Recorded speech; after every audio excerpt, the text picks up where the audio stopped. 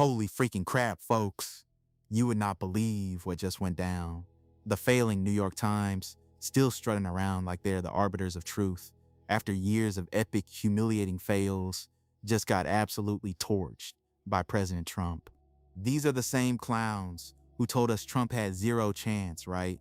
They predicted his political demise not once, but like 100 times. And now they're shocked I tell you, that he's calling them out on their complete and utter lack of credibility.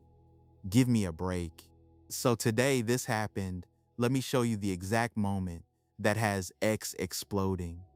But wait till you see Trump go off. This is pure gold. All right, so picture this. A live press exchange. A New York Times reporter, probably thinking they're about to land a gotcha question, right? They're all smirks and self-importance. But Trump, he didn't just answer, he flipped the entire script. This isn't some back and forth. This is him laying bare the absolute hypocrisy of these people. The same paper that spent months, years even, pushing the narrative that Trump can't win, that he's a fringe candidate, now acts like they have any moral high ground whatsoever. It's not just one bad call, it's a pattern, folks. It's the fake news empire getting exposed in real time right before our eyes. Enough talking, let's roll the clip and watch Trump torch them. You're gonna love this. You can tell your friends at the New York Times, not gonna happen. Violate international law. Quiet. You no longer have credibility at the New York Times because the New York Times said, oh, Trump won't win the election, and I won in a landslide. I won every swing state. New York Times said, oh, Trump won't win the election. New York Times has no credibility. The credibility they have is it used to be all the news that's fit to print. The old gray lady, it was great, but they're running on past fumes, and you can't keep doing that. You have to be able to give the correct news. And people like you, who I know, are fake. You're fake. Did you just hear that? You no longer have credibility at the New York Times. Boom. He just shut that reporter down cold. Because the New York Times said, oh, Trump won't win the election, and I won in a landslide. A landslide. Folks, they literally told us it was impossible. They tried to shape reality, and when reality didn't cooperate, they just kept pretending. New York Times has no credibility. He said it. He said what every single one of us has been thinking for years. This is Trump holding them accountable, something no other president has had the guts to do. And it's not just Trump calling them out, because the media's freefall goes way deeper. Look what Caroline Leavitt just dropped on their lies. This isn't just one moment, you guys. We need to peel back the layers here. The New York Times, CNN, MSNBC, all of them, they've spent years pushing these biased narratives, these fake stories, only to get absolutely humiliated by the voters. They predict wrong, they manipulate, then they pretend nothing happened and attack conservatives even harder. It's their entire business model. This Trump moment isn't just a clapback, it's the boiling point after years and years of lost trust. But don't take my word for it. The numbers prove the American people are done. I mean, look at this. A Gallup poll, not some fringe conservative blog, a Gallup poll showing media trust at a new all-time low of 28%. 28%. That's not a dip, folks. That's a full-blown collapse. And for Republicans, it's a shocking 8%, EAT%. Are you kidding me? The left still treats these legacy outlets like they're the gospel truth.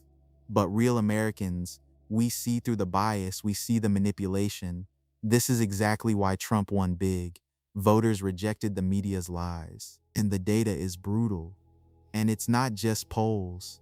Caroline Leavitt is exposing their dirty tricks in real time.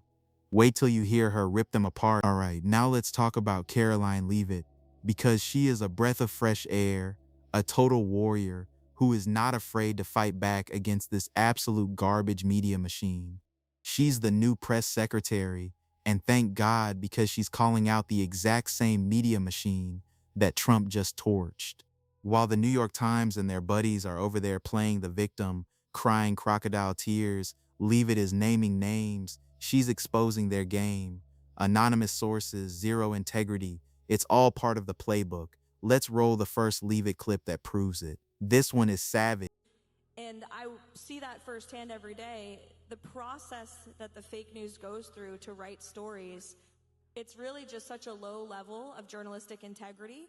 I mean, they will find anyone and call them a source familiar with the White House, and then they'll just write what that person said, like it's the truth, like it's actually happening in our meetings, like it's actually being said behind closed doors. And I read so many stories every day that are just completely baseless.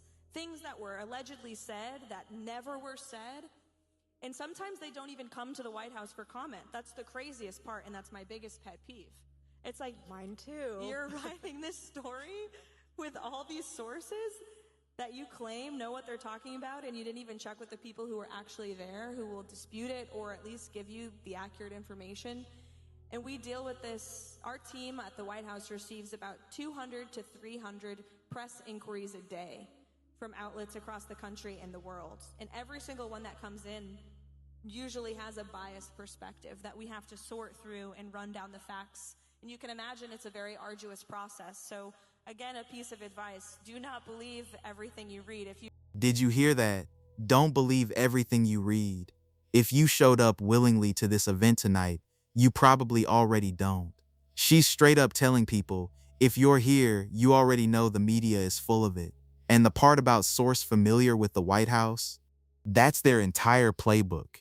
They make it up, they attribute it to some phantom anonymous source, and then they act shocked when we call them out for pushing fake news.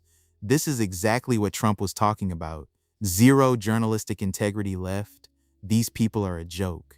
But it gets even worse when you see how they bury real stories, especially when it doesn't fit their narrative. And this is where it all connects, folks.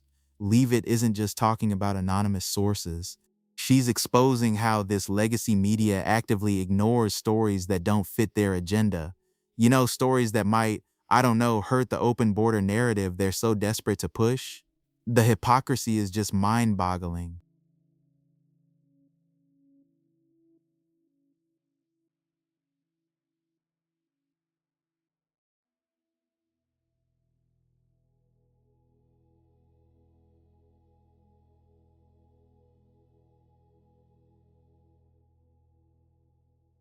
First alert.